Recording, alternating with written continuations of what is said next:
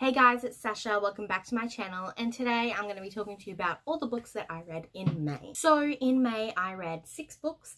I read 3 physical, 2 audio and 1 ebook. There was 3 4 stars and 3 3 stars. So it was an average reading month, but I did read some books that I've been wanting to read for a while now, so let's just talk about them. So the first book that I read in May was Shadow and Bone by Leigh Bardugo. This book focuses on this girl called Alina, and she finds out that she has these magical powers, even though she thought she was like ordinary. So when she finds out that she has these powers, she gets taken in under the Darkling's like wing to train and try to be like the savior that everyone thought they needed.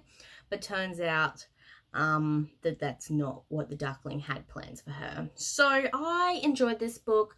I had some problems with it. Basically, Mal is just really annoying. He's Alina's best friend, who she's in love with, but she's also in love with the Darkling. Because this is a really old, popular book, I knew things, like I knew the Darkling was evil, but I also knew he was a love interest, and so he's your typical like brooding bad guy.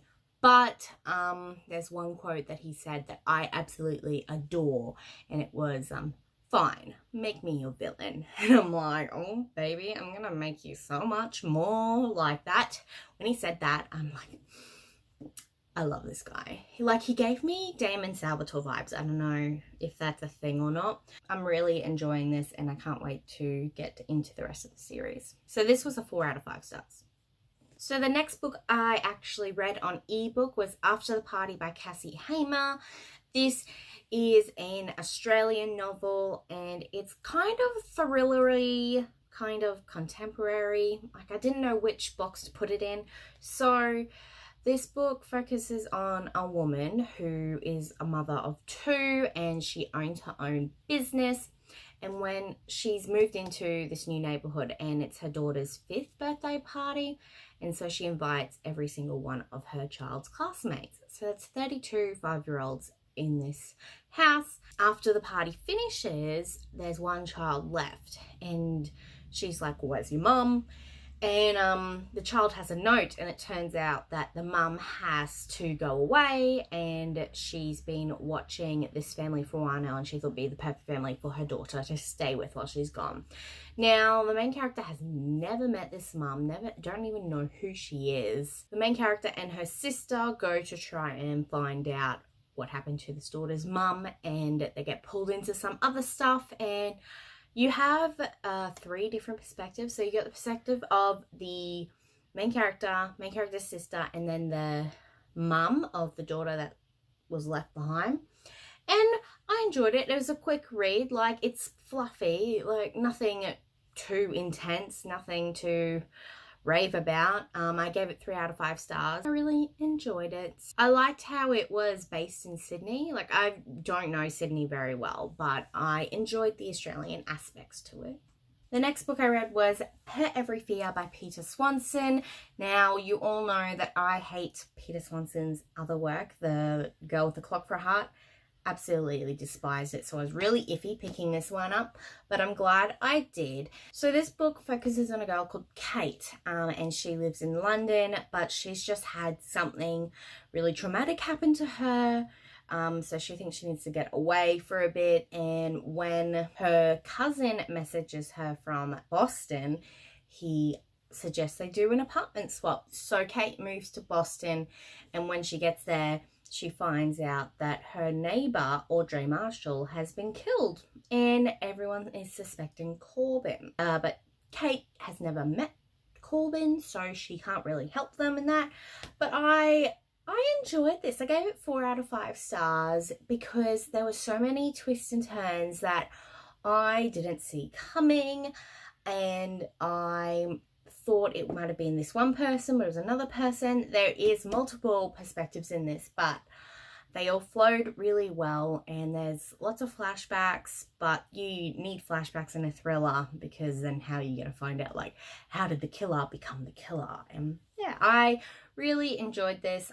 Kate had anxiety, and I liked the way it was portrayed because I felt myself in that a little bit, the way her panic attacks were happening. I liked that I saw that in a book because I don't see it very often, or if I see anxiety but it's different to what I have, so sometimes I think that I don't have anxiety, but I am valid. So I am really excited to see what else Peter Swanson will make, because he has 2 other books that I would like to pick up, and hopefully that this isn't just a one-off good book. Hopefully it was just The Girl with a Clock for a Heart that was shit.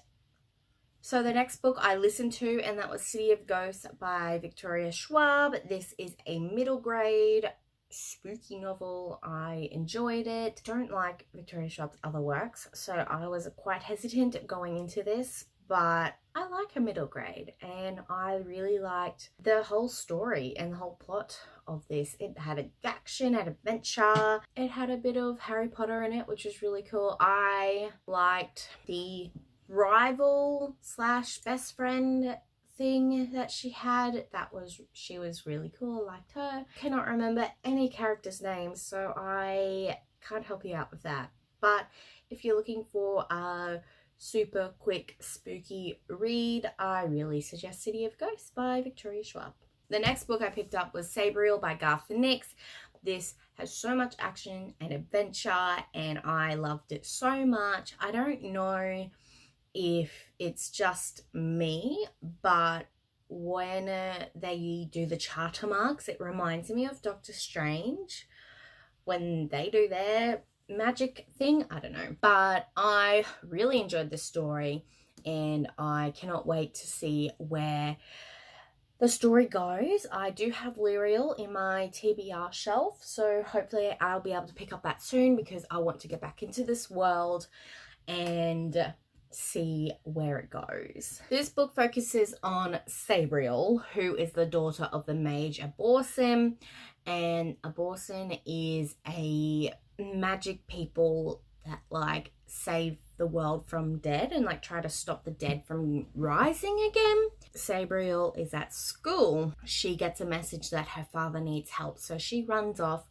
And what I really like about this story is you've got like one whole kingdom, but you've got the old kingdom and you've got the new land, but I can't remember what it's called, and Celestia. And Celestia is like your modern day. They've got cars and tanks and guns and stuff, but the old kingdom, like, it's like olden times. And I really enjoyed how they mixed and matched those 2 aspects. I thought that was really cool. I liked a lot of things about this book. I only gave it 4 out of 5 stars though, because I think it was just my reading experience. It just took me ages to read, and it's probably just me. It's probably not the book at all. But I do suggest, if you love a good female main character who is strong and nice little love interest that's not too forced, yeah, this is a good book. I loved Mogget.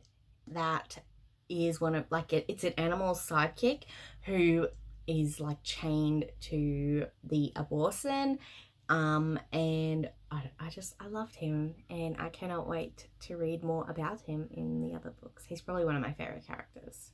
He's just so sassy. And the last book I listened to was The Bride Test by Helen Huang. I gave this book 3 out of 5 stars because it just did not live up to the Kiss Quotient.